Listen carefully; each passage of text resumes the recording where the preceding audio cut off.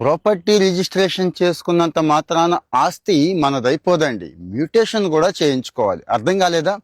భూమి లావాదేవీలు ఈ మధ్య బాగా ఎక్కువైపోతున్నాయి. రకరకాల గొడవలు వస్తున్నాయి. ఎదవలేమో స్కాములు చేయడానికి రెడీగా ఉంటున్నాడు. అవతలోడు రిజిస్ట్రేషన్ చేస్తున్నాడు, కానీ మళ్ళీ వేరే ఏదో పని చేస్తున్నాడండి. మరి మనమేమో లక్షలు కోట్లు జీవితకాలం కష్టపడిన దాన్ని కదండి తీసుకొచ్చి ఒక ల్యాండ్ మీద పెడతాం, లేకపోతే ఇల్లు కొనుక్కుంటాం, ఇళ్ల స్థలం కొనుక్కుంటాం కదా.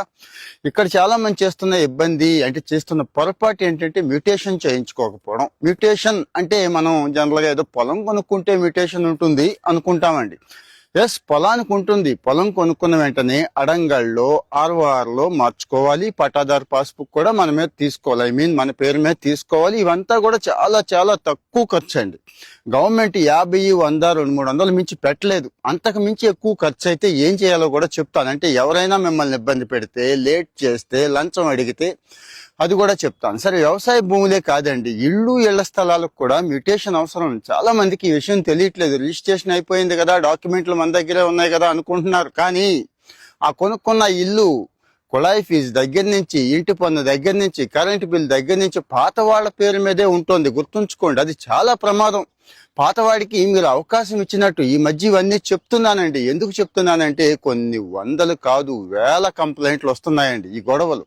సో ఇక్కడ మనం చిన్న జాగ్రత్తలు తీసేసుకుంటే తర్వాత మళ్ళీ కంప్లైంట్ పెట్టుకొని లబోదిబోమని ఆ గవర్నమెంట్ ఆఫీసర్ల చుట్టూ తిరగాల్సిన అవసరం ఏముంది? కొనుక్కున్న వాడికి బాధ్యత ఉంది, కానీ మనకు అవగాహన అవసరం కదా. అవగాహన కల్పిస్తుంది. ఇక్కడ చాలా మందికి లేని అవగాహన ఏంటంటే ఇదేనండి. మ్యూటేషన్ అనేది ఒకటి ఉందని మనం అనుకుంటాం. ఆటో మ్యూటేషన్ అయిపోతుంది కదా, ఎక్కడైతే రిజిస్ట్రేషన్ చేసుకున్నాం ఆటోమేటిక్ గా డాక్యుమెంట్ అటు మున్సిపల్కి, రెవెన్యూకి వెళ్ళిపోయి, కరెంట్ వాళ్ళకి కూడా వెళ్ళిపోయి ఆటోమేటిక్ గా మారిపోతుంది అనుకుంటున్నాం. దీనికి మళ్ళీ అప్లికేషన్ పెట్టుకోవాలి, మళ్ళీ చేసుకోవాలి. ఆటో మ్యూటేషన్ కోసం ట్రై చేస్తున్నారు. కొన్ని చోట్ల అవుతుంది కానీ కొన్ని చోట్ల అవ్వట్లేదండి. దీని మీద ఇంకాస్త వివరంగా కావాలి అంటే గనక మీ డౌట్లు ఏంటో చెప్పండి దయచేసి. ఎంతమంది ఎన్ని డౌట్లు చెప్తే అప్పుడు వివరంగా మళ్ళీ డీటెయిల్డ్ వీడియో మనం యూట్యూబ్ లో చేసుకుంటున్నాం కదండి.